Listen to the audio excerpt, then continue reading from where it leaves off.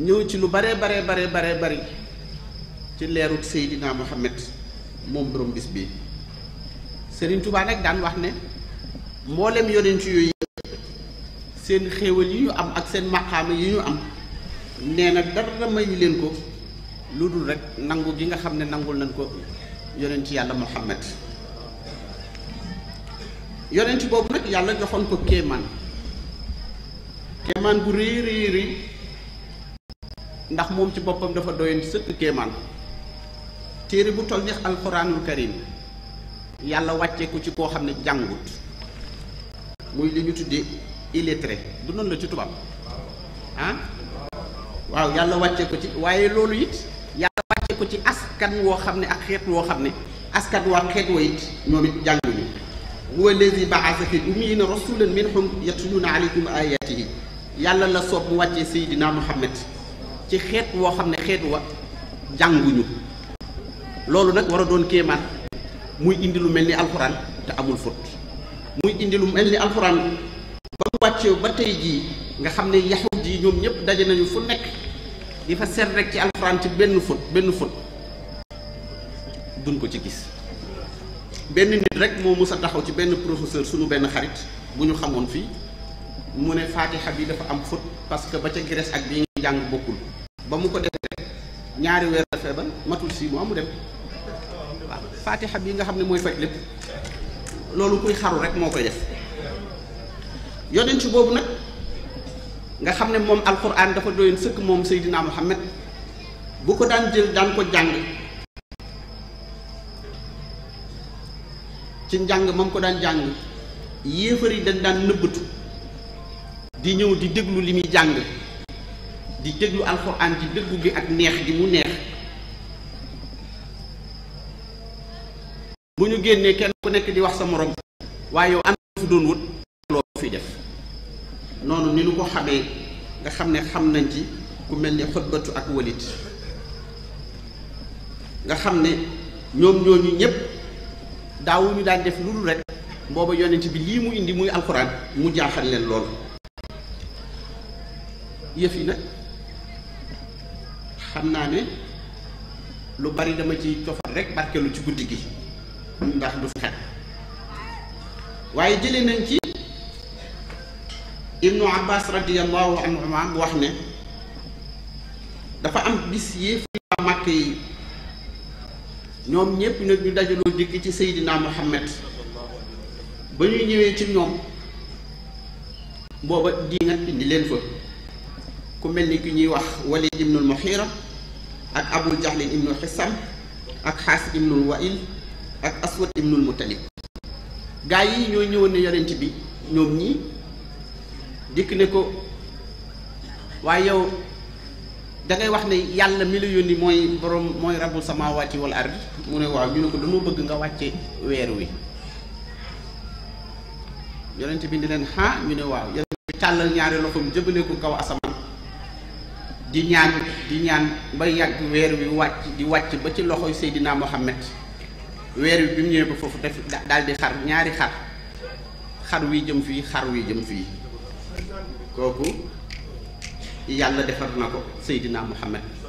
ba xamar sax wax na aqrabatit saaxati wan saxatil xamar rasulullahi rek moom moo mës a ñëw def loolu moo tax sama sëriñ bu tedd boobu di Mawlaana Cheikh Ahmadou Bamba Xaadimu Rasul di wax ne yaa man li tasdiqa xad saqal xamar salla alayka man bi xafika al amar nee na yow mi nga xam ne pour dëggal sag yonent ne sag yonent rek mooy dëgg yow Seydina Muhammad yow yaa jaral yàlla mu jël weeram wi fa mu nekk di ko wàcce bu mu dikk mu xar ko def ko ñaar pour dëggal ne yow yaay rasulillah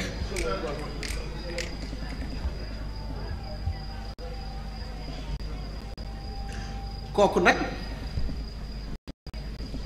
borom yi jàkkle la woon yàlla defoon loo xam ne lu nekkul ci nit ñi moo daan nekk ci moom te ci jamono ji bu nekkee ci nit sax ñu daw ñu ragal na ndax moom rasulillaahi da daan gis ci kanam di gis ci ginnaaw moom rasulillaahi moo nekkoon koo xam ne da daan gis ci leer di gis ci lëndëm naka noonu it moom rasulillahi su ma saa fekk ndoxum géej mu saf xorom bu ca tiflee ndox ma day lewet dal di neex fasaasa.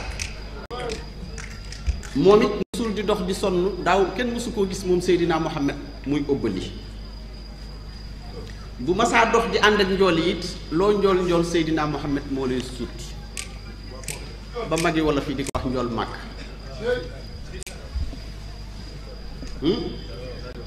moom kenn mësu koo gisit muy yoru takk ndeer moo xam jant bi dafa génn lu mu leer leer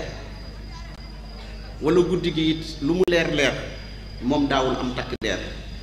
ba ñu ko laajee loolu ne ko lu tax doo am takk ndeer dana ndax man leer laa.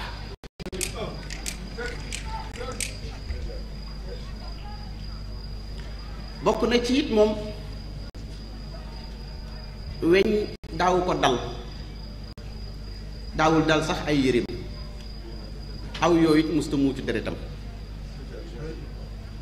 kooku mooy Seydina Muhammad. jëlee nañ ci Abdullah ibn Umar bu wax ne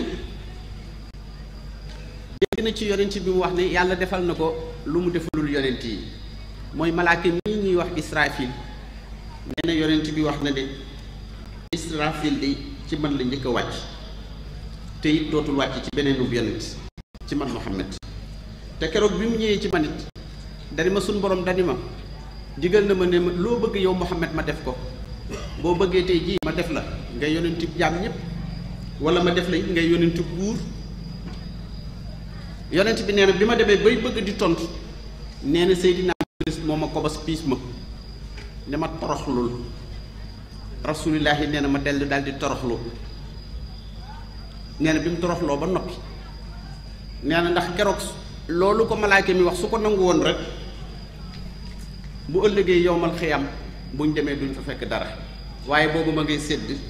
li manil mulkul yawma wallaahi ndeysaan cë